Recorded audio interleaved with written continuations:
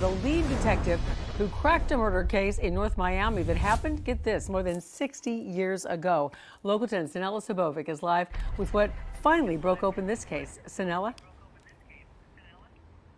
Christy, Joseph Damari, one of the original owners of produce giant Damari Fresh, was found shot to death in his car back in 1961 in this general area along Northeast 122nd Street. Miami-Dade detectives circled back on this case back in 2016, and they tell me they found tons of inconsistencies in Damari's wife's story, saying she was the one that pulled the trigger.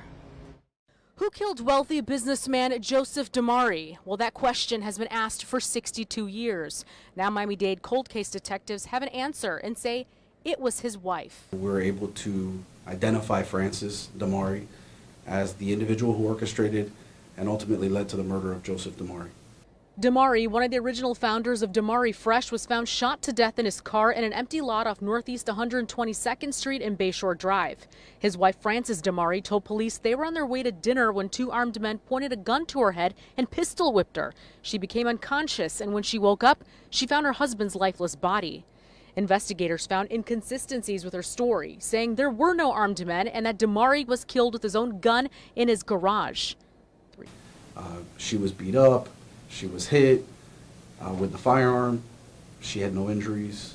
Her shoes were nicely placed right outside the vehicle, and she indicates that she then runs through the field to a gas station. Further investigations reveal that Joseph wanted a divorce and decided to change his living will in order to protect his business.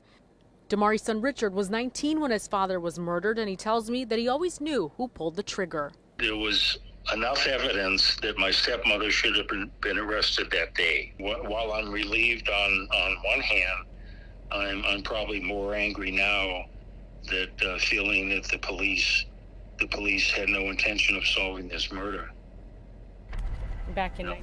So Damari tells me that he feels like detectives dropped the ball on this case back in 1961. He spent decades researching, even enlisting the help of cold case attorney Paul Novak. Well, now he says that he is just grateful that he finally has this closure after 6 decades.